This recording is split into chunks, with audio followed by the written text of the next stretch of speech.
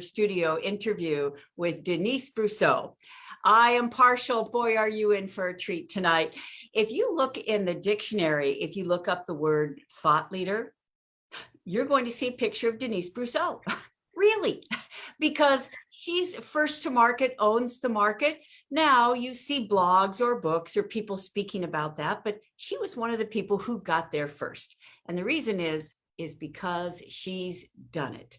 Years ago in Silicon Valley, Denise looked around her and saw that women entrepreneurs, women business owners, women startup founders, that they were going it alone. And she believes in the African saying that if you want to go fast, go it alone. But if you want to go far, go it together.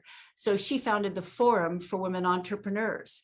And the Forum for Women Entrepreneurs was to give all of these smart, talented women a safe place to come and to talk about what was really going on in their business and best practices and how they could scale and how they could do the operational aspects and how they could be visionaries on behalf of their idea or their brand or their business.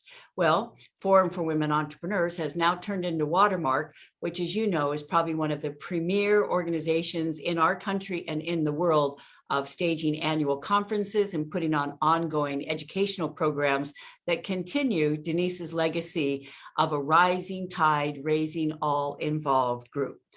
She didn't stop there. She also saw the same thing happening in the investor space.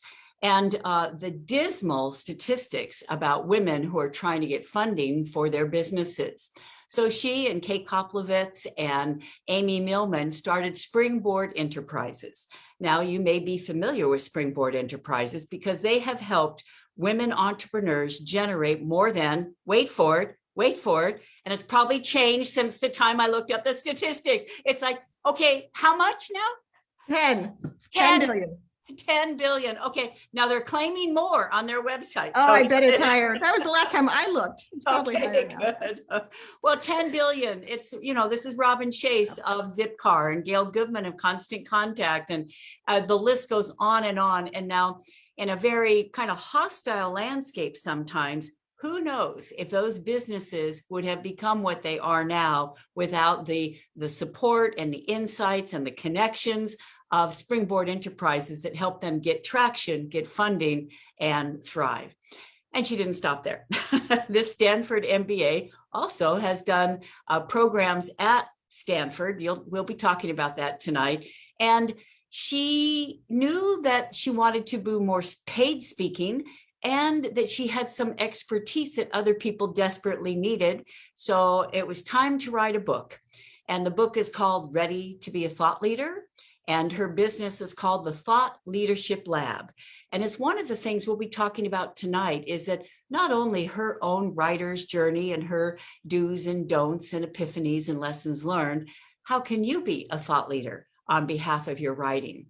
How can you go beyond the book and actually become a go-to resource on your topic so that you're the one they call, you're the one they email when they want an authority on your subject? On top of that, she's a dear friend, and we may even throw some personal stories in our interview. Please welcome Denise Brosseau. So nice to be here. So great to see you, Sam. And I got to say that, just to start off, my company is named by Sam Horn. The Thought Leadership Lab came from her. Shucks.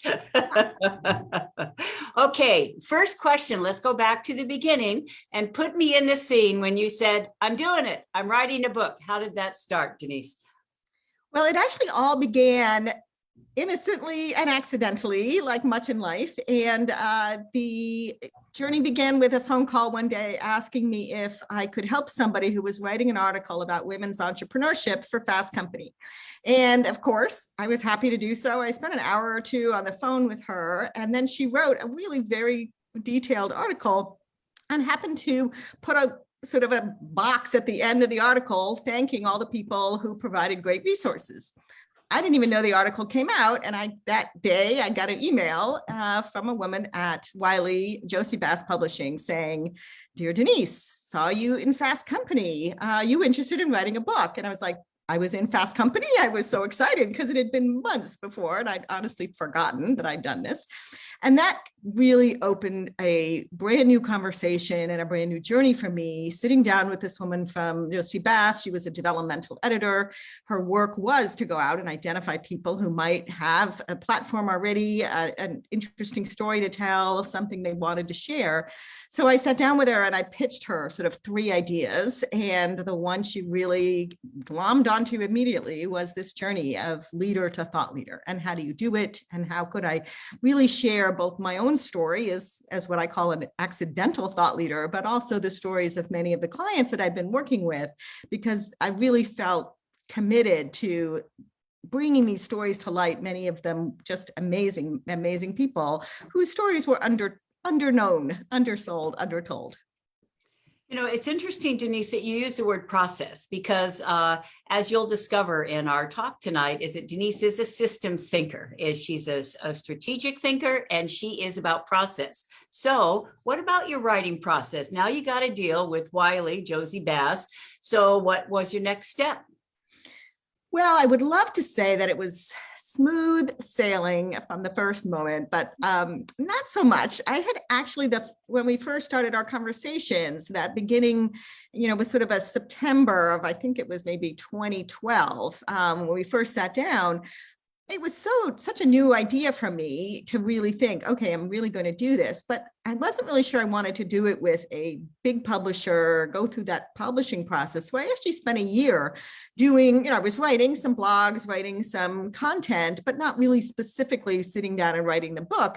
So instead I was out sort of taking every seminar, going to every workshop, talking to everyone I knew who'd written a book about, how should I do this? And should this be self-published? Should this be, and hybrid wasn't really a thing back then. Not very much, but self-publish or regular publishing, and just kind of trying to get my feet wet. Of course, talking to Sam, talking to other mutual friends of ours that are authors. But once I actually got the contract, then my process was much more deliberate, let's say. So during that whole year, we were sort of writing the proposal and then we were shopping it within Wiley. And when we finally got the contract, then it was, okay, let's get a little more serious about it. And then it was the really intense time was sitting down at my desk from right after I woke up, fed the cat, grabbed a bite of breakfast, went to my desk, and starting at about 7, I just wrote, edited, depending on what part of the book I was on, and stopped about 2 or 3, maybe, had to stop and feed the cat, had to get some lunch, but just really very concentrated. I'm much more awake and sort of my brain works best in the morning. So about 2, I stopped because I still had a business and I would sort of take my clients from 2 to 5, 2 to 6, 2 to 7, if they were willing to do evening meetings, so that I could still keep that going while the book writing was happening. So that was really the process, and it seemed to work. Denise, what you're bringing up is that a question that frequently comes up in our groups is, all right, I have this knowledge or this experience or this story I want to tell, but then there's a book. It's not natural to know, is this going to be 10 chapters? Am I going to, how do we turn a collection of experience into, this is the format. I'm going to tell these stories. I'm going to make these points. It's going to be, so get into the weeds a little bit, if you would, about how you took this accumulated body of work and actually figured out, and this is what it's going to look like in a book.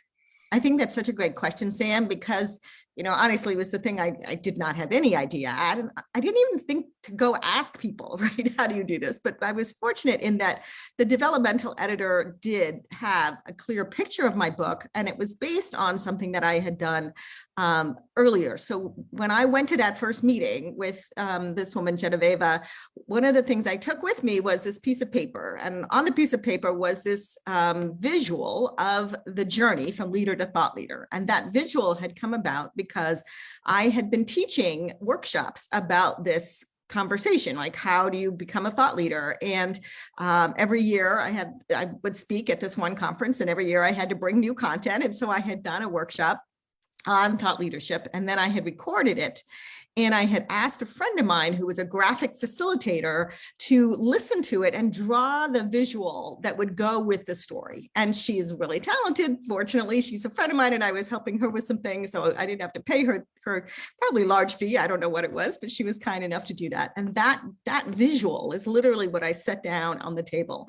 And the woman, Genevieve, saw it and said, that is the book, right? Now, it was interesting because when you look back at that visual, I still have it. It was 5 steps. My book ended up having 7 steps. And that probably translated over time as I started to dig in more to the content and through Genevieve's very capable guidance. But the other thing I did, which I really like to talk about, is I'm a techie. I love all things apps and technology. So I kept exploring like what was the best app to use, and I started using Evernote. And Evernote became this gift from the heavens because you can use, you get a set email with that app, and everything I would see that had anything to do with my topic, I would email to myself into the Evernote file with a little chapter 2, chapter 3, chapter 4, right? So when I got to chapter 2, I would then pull up all those files and I would print them out often, sorry, all the trees I killed, and spread them out on a desk and started to look at all these things that I have, and also cut and paste things from those. Some of them were blog posts, some of them were articles I read, some of them were interviews I'd done because I did a number of interviews for the book, and sort of bringing that together.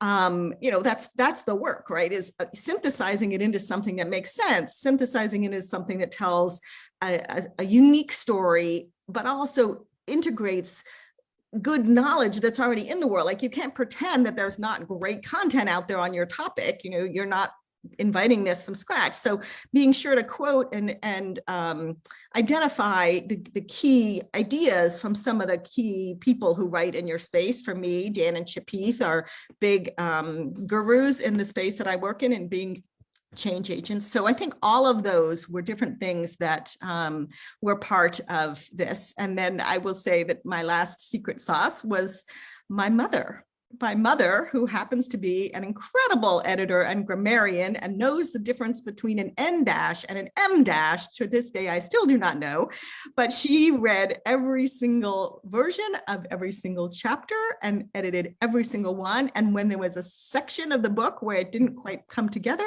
she would go out as this amazing researcher that she is, and she would pull together like 3 to 5 articles, and she would drop them in my email, say, this section in chapter 5, you really could use something on this. And then it was like curated research, which honestly, you can't pay for that. I didn't know anybody who ever had that, but it was such a gift. And that, I think, is the final secret sauce that got that book into shape and into the editor's hands. Okay, lots of takeaways. So Kendra, you're on alert, and here's why, is that Denise, one of the things we do for Inside the Author guest is that we listen for their sound bites, and then we create a quote image and send it to you as a thank you. So maybe Kendra, one is, and for all of us a to-do, is to come up with a treasure map, a scavenger hunt, a 1-page visual for our book, because so often all that accumulated information, it's linear, it's left brain, and it's not organized, right? And if we have this exercise on 1 page, having this like scavenger hunt, this map, this, of our book, it helps us see, okay, we go here first and then here, etc. And we can describe it to someone else and kind of the puzzle pieces fall into place, right? Yeah, especially because people are very visual, right? We're all writers, so we believe that people just read, but many people are visual learners. And despite the fact that I could articulate very clearly these other ideas I was pitching to Genevieve, she just picked that up, got it instantly, and was ready to go. So I do think that there is something very powerful in explaining ideas in a visual way. Okay, and now, we're going to send that visual to your mom, by the way, and say that you were bragging on your mom on the interview here. She will love it. She will love it. and because how old she's in the forward. She's in the forward of the book. Okay. What did you ask me? I'm sorry. Well, and here's, how old is she? She's just turned 90 last month. 90, yo, mom. So she was 84 when she was doing all this and going strong, still going strong. Thank goodness. And see, you're bringing up something very important, because Jack Canfield and Mark Victor Hansen would always send their chicken soup books out to 40 readers. And it was like, you would have to rate each of the stories 1 to 10. And if the stories weren't a 9 or 10, they didn't go in the book. Now, what's the point is that we all probably have friends who maybe want to write a book, are maybe never going to write a book.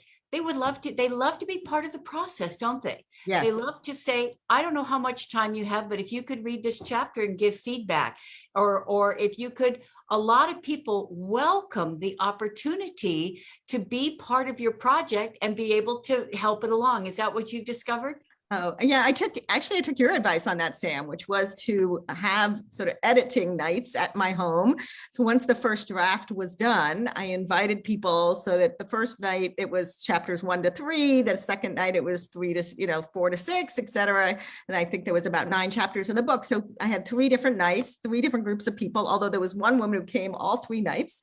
And they had a chance to read the chapters. Gave them all a big glass of wine and a red pen, and off they went. And the woman who scared me the most, honestly, was the one who was sitting there every night for 3 nights, because she seemed extremely diligent and she was making lots of little red comments. But what I did not understand until later is that she is an editor in a past life. And so she was the most, I would say the most thoughtful. Like, she was really good at sort of saying, if you could draw this together with this, it would be stronger versus, change this comma or move that. Like, she just really had that. And now literally her book just came out 2 months ago. And I will tell you, I paid that back in spades. Not only did I edit, but I got her invited to speak at a number of places and showcased her. You also want to pay these people back, the ones who've done you these favors, but that knowledge of, that one of those nights was the night where I scrapped a whole chapter because it just didn't work and I had to start over from scratch. It was a chapter on sort of how do you put yourself out there and really get your voice heard through social media and other tools. And they were just commenting on how, look, you can't make this all about the social media tools of today if you want an evergreen book. This is just too detailed around, each one of the tools that no, you got to come at this from a different perspective. And thank goodness, right? I thought it was pretty cool, but none of them liked it. Let's throw that chapter out, start from scratch. And so that's why we need those 40 voices. Even if I only had 12, it was a gift. And once again, a note for all of us is that writing can be an isolated process, and we get stuck in our own voice, and to crowdsource it and get a variety of voices, both to say, wow, I love this sings, or it's like, I didn't quite get this, that it both holds us accountable for a book that's going to resonate with our target readers, right? Did you also find that it helped make the book real, right? Because tell me about that. How did it validate you?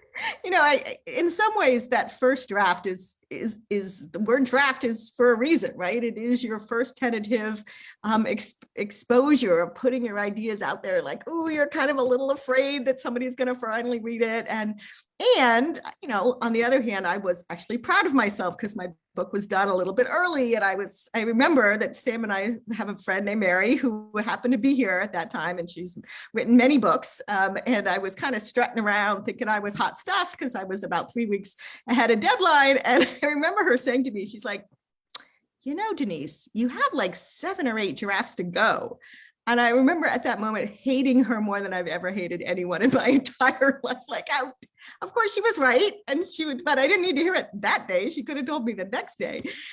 But it's very important to realize that the first draft is that scary moment when you're kind of putting your content out in the world for people's judgment. And that can be intimidating. On the other hand, if you don't do that, you don't want to wait till the final draft before you do that. And then it sucks. Like, you want to know.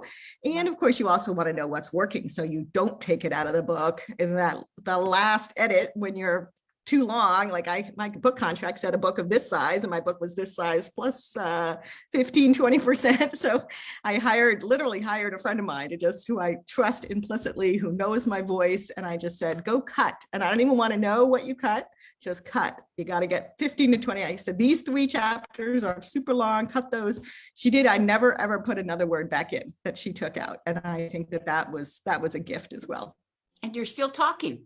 Oh yeah, dear friends. Okay. I don't even know anymore. I didn't look because that would be painful. Like, oh, my baby, you took out my favorite sentence.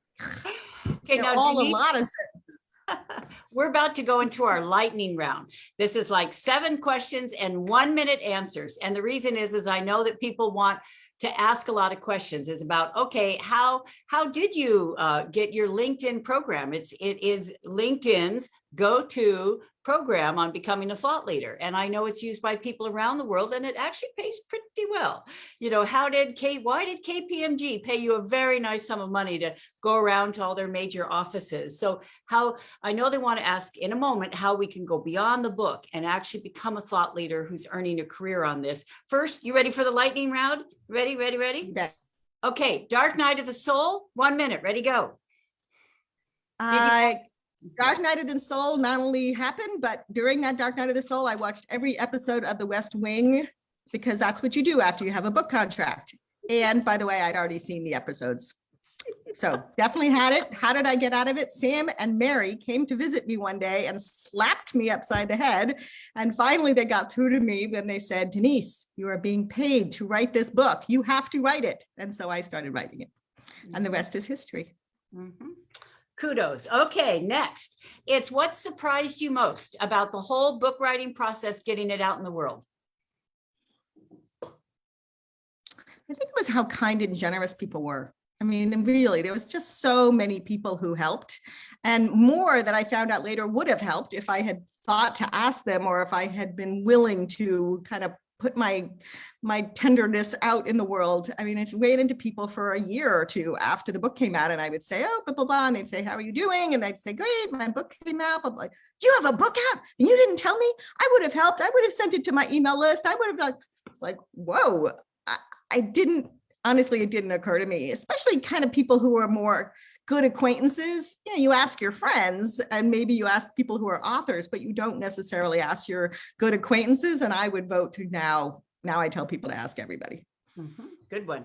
All right. How about a favorite book that was a benchmark book for you that you said, I like the voice or the tone, or I like how I felt, or the format that really inspired you in some way? Benchmark book.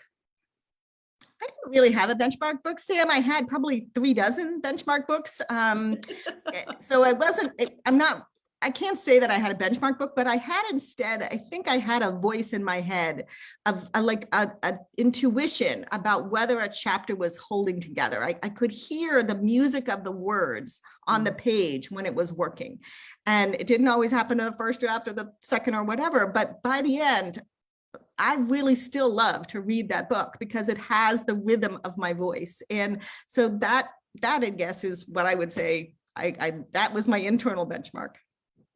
Well, Kendra, another heads up on that one is the musicality of the words, and that if we read out loud, in particular, the rhythm of the words will tell us if it's right and tight, correct? Yes. Good. Okay, how about what's the single best thing you did to market this book?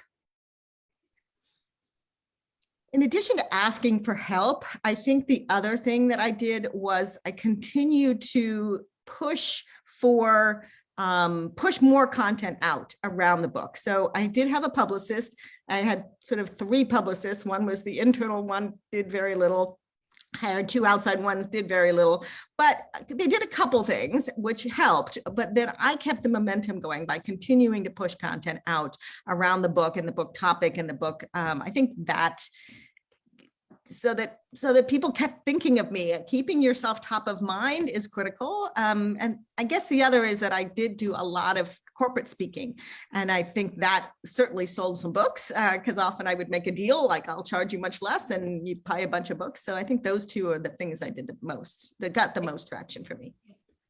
And I know our listeners and viewers love specifics. So when you say push out content, you know, what were like the 3 resources, whether it's LinkedIn or Forbes or Fast, where did you push your content out to?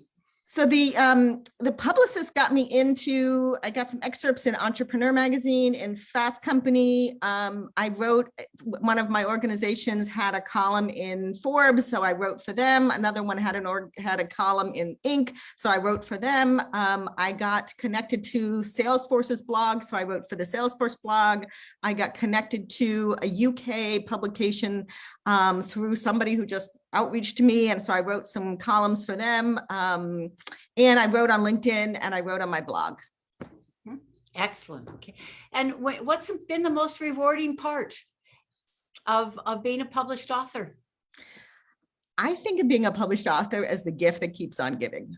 I could never have imagined what, even with people like you, Sam, that have told me the doors were going to open, the number of doors that have opened as a result of having this book in the world. And, as I said, the book came out in 2014. So we're talking a long time ago. And yet I did fortunately write a book that was maybe a little ahead of its time. And so it is something that continues to be of importance to people, maybe more importance than ever, is that getting that journey, understanding that journey and becoming a thought leader.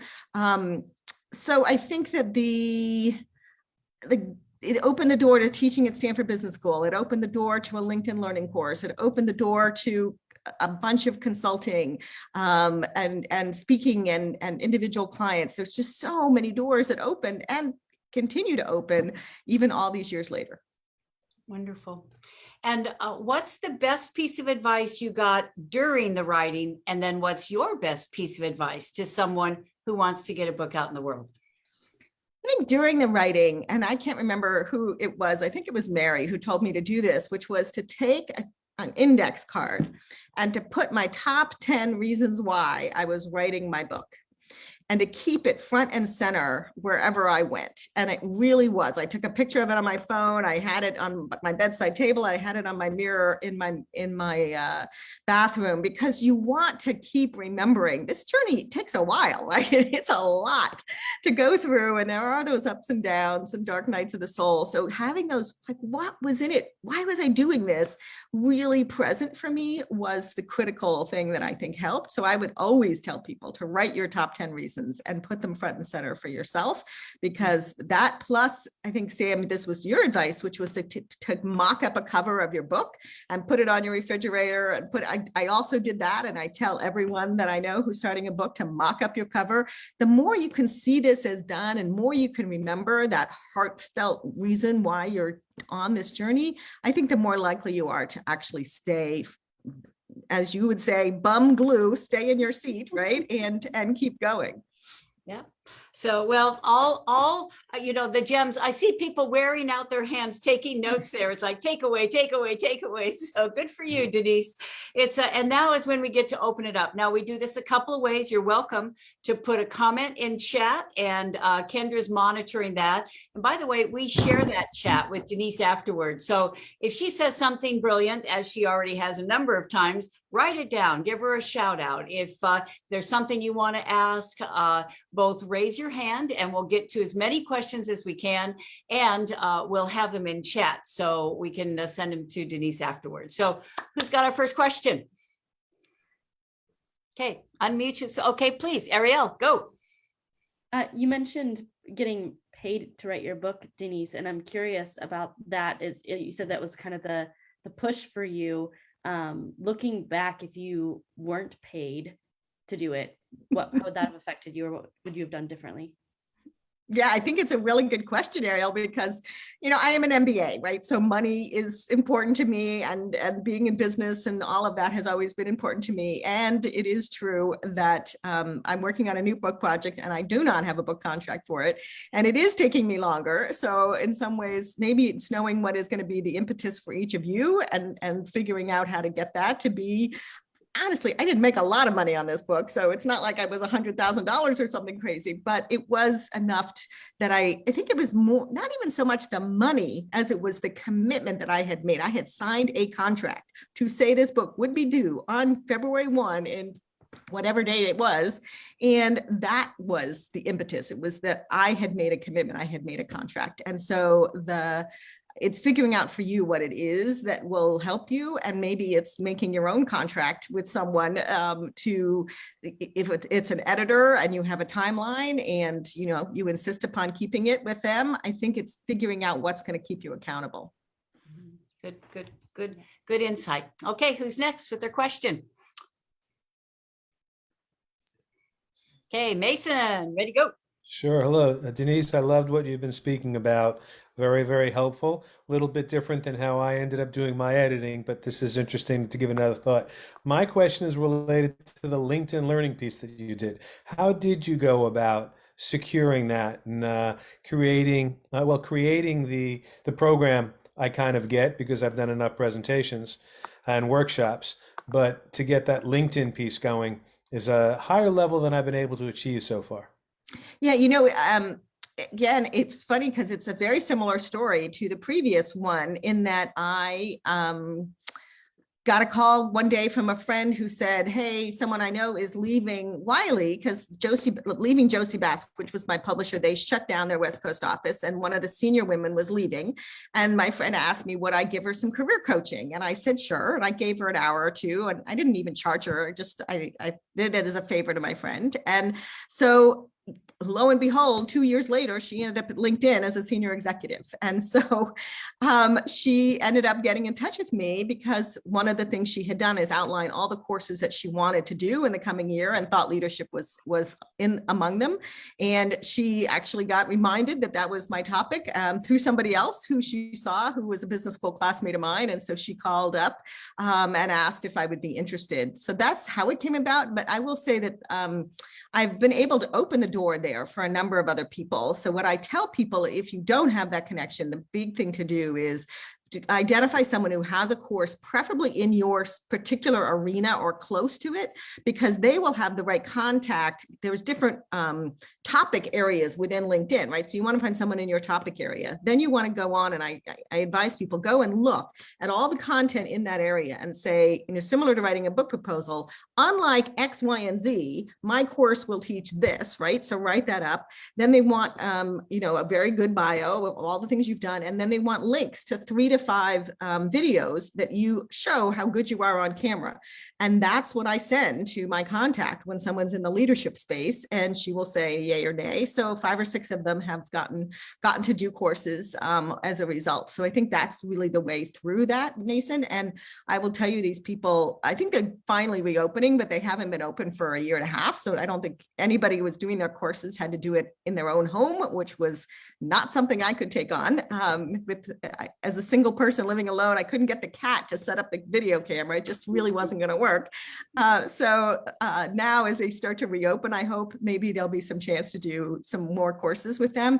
But they are really super, super nice to work with and extremely professional, and they got all the tools for the job. So it makes it really easy for you as a content provider.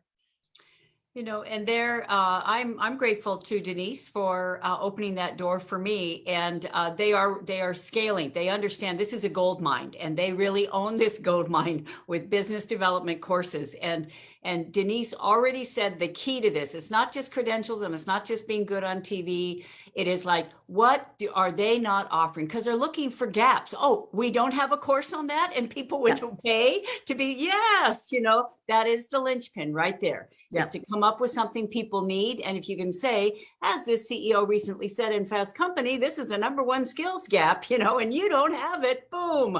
So, yeah. All right. Who else has a question for Denise?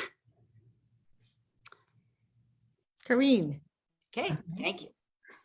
Hello, Denise. Thank you for all of your comments. And I especially liked your comment about making your book evergreen, because one of my areas of expertise is negotiation. And so sometimes, and many times, clients ask about how can they get paid to speak. And there are some averages right now in 2021, and that may or may not be the case moving forward. So my question to you was about case studies. Did you have a requirement in terms of how many case studies you needed to bring in to your book? And also, I just wanted to mention, someone else asked about money. I always find that the millennials today are so well informed because they ask so many specific questions about money. And I have a question about money too, because people have reached out to me, Forbes Publishing House, they have a new division, and then there's at the E-Women Conference, Sam, you and I were there just this year, and there was a company there that was helping people with books. So I have many people, maybe because I investigate a lot, but the numbers are so dramatically high and different in terms of what they offer. And so I'm trying to get my hands around a number. And if I should start with someone first, like you did, or if I should just start writing. I have other people say, I'm so glad you didn't start writing first. This is what you should be putting in the book. So I guess my question is around, getting a handle on the numbers and how much should we expect? Maybe Sam, you're going to be covering this later, but how much we should expect to put out in terms of investment to make this book happen. And a quick comment about this, Denise, we're talking about hybrids, Greenleaf and Advantage at Forbes now, Right. imprints that are charging up to 6 figures. Exactly. And touting that, because it's a Forbes book, it's going to be like an instant success and have instant gravitas. And meanwhile, it's going to cost you $100,000 out of the gate. Right. Yeah. So I have a healthy skepticism. So I think you absolutely should have some healthy skepticism. And it's actually one of the reasons, Corinne, why I started right after my book came out. A friend of mine and I got together and started an email list for published women authors because we didn't have any place to ask those questions. And so now I have about 350 women on this email list, and we ask these kind of questions, like because it isn't, we don't know where to find out. There's no, and everything is different depending on what your kind of book. We have people who are, fiction authors and nonfiction authors and business book authors, right? So everybody's got a completely different experience. And obviously, since my book came out, I got my book contract in 2012. My knowledge is completely out of date. As I said, hybrid publishing didn't even exist. But even if I got the advance, which I got, again, not huge, but a nice advance, I spent every penny of it getting the book out the door plus, right? So if you're going to hire your publicist or you're going to get on a plane and fly around for a book launch, whatever it is, there's going to be other expenses. I actually had a weird expense in that in my book contract, it said you had to pay half of the person who did the index. And so I sent in the money for the index, and it came back and it was so bad that I trashed it and I started over, and I spent 40 hours, I'm not kidding, 40 hours of my own time redoing that index because it was so awful. And I think it's important to have a good index. So sometimes you can do some of this stuff yourself. Sometimes you can hire your friends to cut your book down. Sometimes you can hire a publicist. So it is a journey of where am I willing to spend my money and what are some ways that make some sense. But you're right, Sam. I mean, $100,000 just to get Forbes on that seems a little extreme. I tell you what, because we want to honor your time, and Kendra, if you'll make a note to me, and what we'll do is our Ask Sam Anything, our member showcase, the 4th Wednesday of the month. We're going to make a lot about what the current market is with a lot of these hybrids, telling you that that if you invest this money, this is kind of like a guaranteed thing, and it's anyway, we will talk very honestly about some of the options. And I've got a number of clients who have done that. Their specific stories about if it was a win, why? If it was not a win, why? So we'll do that on our 4th Wednesday. Sound good? Thank you so much. And congratulations, Denise. Thank you. And we have time, we need to wrap it up. So we have time for one more quick question and then one more send off from Denise. So anyone else have a question for Denise, please? Colette seems like she does. Okay, please go. Hi, Denise. Hello. What are your top platforms that you do use now? Obviously, you took that chapter out in 2014, but now what's your favorite platforms? I only play on LinkedIn, to be honest. I don't do anything on Facebook. I don't do anything on Instagram. I repost to Twitter. I repost to my website, but I do not use any other platforms. Right now, I'm LinkedIn all LinkedIn all the time. I have a LinkedIn newsletter. And then I also have an email newsletter that I send to my followers, and then I will repost content, as I said, to Twitter, and that's it. I don't have time for anything else. And my people, my people are business people. They're senior executives. So where are they playing? They're playing on LinkedIn. They're not hanging out on Facebook. Okay, thank you. So Denise, we are privileged to have one of the go-to experts on thought leadership. If you have one parting piece of advice to our authors here, if you want to go beyond the book and get positioned as a thought leader in your area of expertise and on this book's message, what's the next best step? Yeah, I love that question, Sam. I think of thought leadership as really a journey, and it begins with building your own personal brand, really becoming differentiated from others who are somewhat like you. The second is to really become that respected expert. So really doubling down on getting known for what you really know a lot about. And then the third piece is really then building around thought leadership. To me, the first two are around bringing attention to you, whereas thought leadership is about making a pebble in the pond experience around a change you want to happen in the world, whether it's change you want within your industry, change you want within your own community, whether it's some bigger movement that you're a part of. So to me, that journey, wherever you are, there's always a next step to be taking. Like if I haven't got a personal brand, let's focus on activities that will build a personal brand this year. And whether it is a simple website, whether it is a short, I don't know, I can't think of something is not coming to my mind at this moment, but like, let's focus on the personal brand might be the first piece. The second piece, the respected expert, what are you doing to write content or to do talks or to convene people around your area of expertise? And then finally, thinking about what is the change underway in the work that you are doing that others could get on board with, that others are also working on. That idea of creating a movement is that we need collaborators. We need to lock arms with others who are making transformational change in our field. That is the really important work that happens to be that change agent over time. That happens and is part of this journey, and I think is the most rewarding piece of it. Denise, to double down on what you're saying, a river that is run through our group is that viz dev is the biz dev. Is that these days, visibility, what you were talking, I would put out content. It's so people saw the quality of it, experienced the value that you added, and they reached out to you. And in our industry, as you well know, so much is about pay, sell, right? Pay the social man strategist, pay to get your own podcast. And it's all trying to generate an audience. And what you're talking about is no, go to where the audience already is. There's already millions of people on LinkedIn.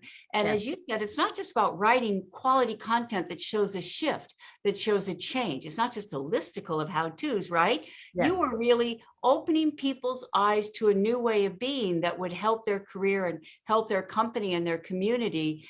And it's like, that's where the people are. Go where the people are. Stop trying to create our own audiences and going bankrupt over here. It's exhausting. It's exhausting to do that, right? Go where you're absolutely right. Go where the people are and be of service. I think what you heard throughout all of my stories is that everything, and I think somebody said, Ariel said it in the chat, right? If you are of service first, if you are giving before you put your hand out, you are absolutely going to find that people are willing to help you. And Sam, you are the master and mistress and queen of this in every way, shape, and form. And I've learned so much from you in this journey.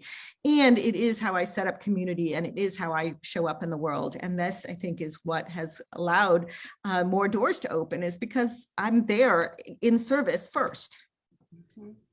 Well, it's, Nancy Thayer said, it is never too late in fiction or life to revise. And you have shown us how to revise the way we see beyond the book, and in serving and in going where people are and in adding value and in getting our mom to edit our book. I can let mine out, but sorry, she's not mine.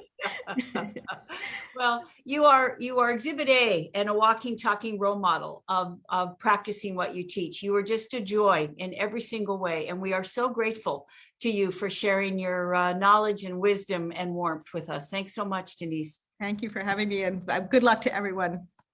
Okay, please give her shout outs online on chat. We'll make sure that she gets them. And we'll be putting in our Facebook community your LinkedIn courses and your LinkedIn newsletter so people can follow you and see the quality of content you get and see the comments, all the different industries, all the different business leaders that are commenting on your content and then sharing it in their staff meetings and then saying, we got to bring her in to speak, and printing it out and giving it to their leaders, etc. So once again, thanks so much for who you are and how you show up. Thank you, Sam. We will see you next week when we talk about an authorpreneur. And once again, thanks for joining our Stop Wishing, Start Writing community, and to Denise Brosseau, the founder of the Thought Leadership Lab, for her insights tonight. Bye for now. Bye, everyone.